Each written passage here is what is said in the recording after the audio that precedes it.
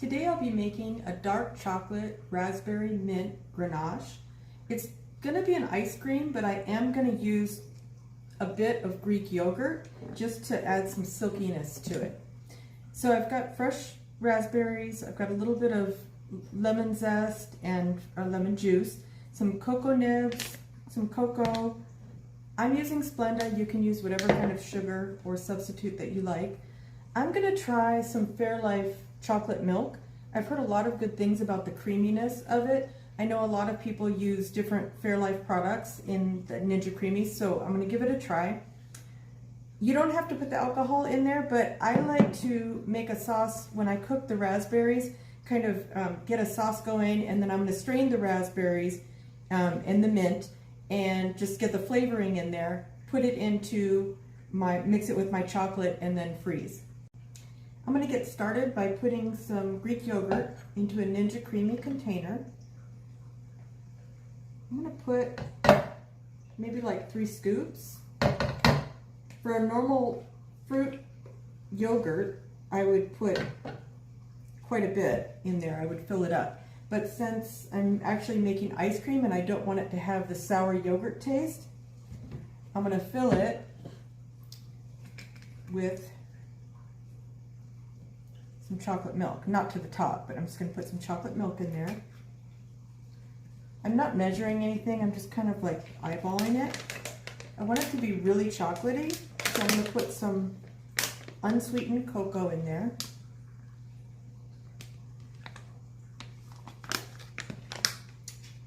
My sugar. I'm just going to put a little bit right now because I know the chocolate milk has sugar in it, and I'm going to taste after I get everything put together. So I'm going to mix this up. I can either mix it by hand, or I can mix it in a bullet, or I can use the Ninja CREAMi. It really doesn't matter. And I'm going to start cooking my raspberries. I'm going to start by adding a little butter, turning on my pan to medium heat. You don't have to use butter if you're trying to cut back on calories. You can use, you can just put the raspberries in with water, cook them that way. I prefer the butter because it makes a nice sauce. So I'm going to add my raspberries. The mint, I'm just going to break apart by hand. So I'm going to take the leaves off.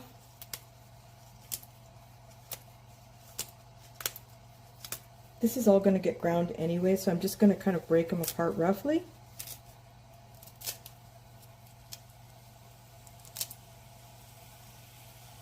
And I'm going to stir this up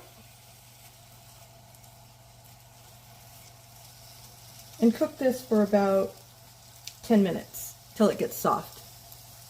After cooking this about 5 minutes, as you can see, the raspberries have all mushed down. I kind of pressed them a little bit with the side of my spatula, and so now I've got a nice sauce going. Don't worry about the seeds because I'm gonna turn the heat down a little bit. The seeds are going to be strained off, so it's no big deal.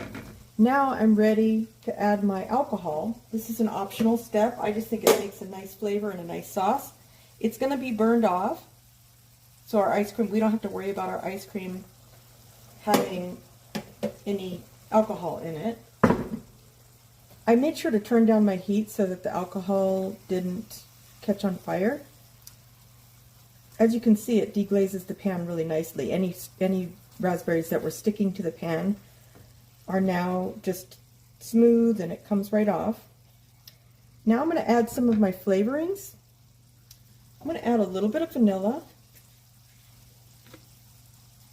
Not too much because I don't want it to overpower the raspberry. Raspberry has such a delicate flavor. A little bit of salt. That's going to bring out the flavor.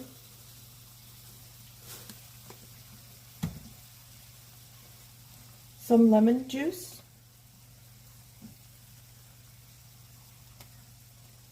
And lemon zest.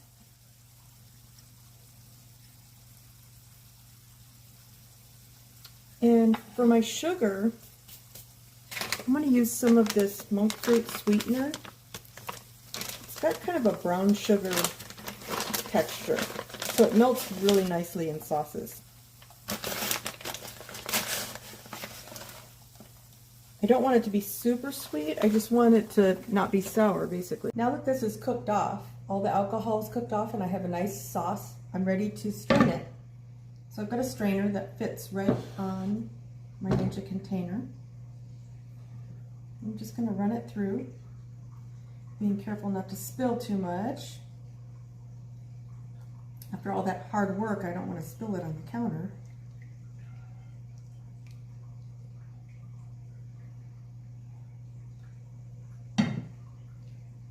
I'm going to kind of move the seeds around. The seeds plug the strainer, so it's kind of hard to get through. So what I do is I just use my spatula to move it around so that it goes through.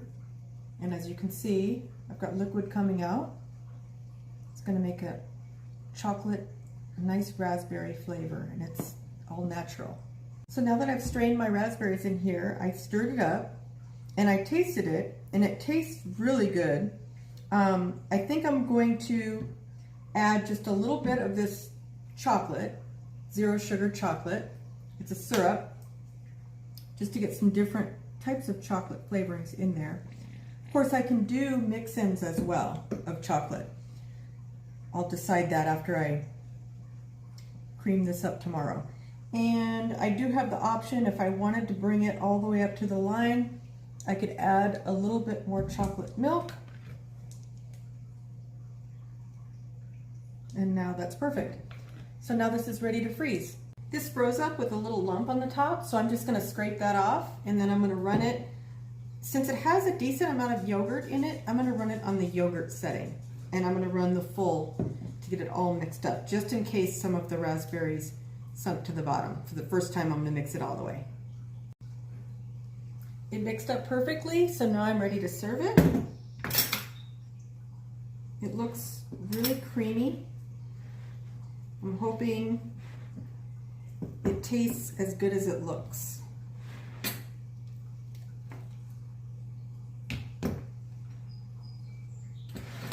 So this is the finished product. I think it looks great. Now it's time to taste.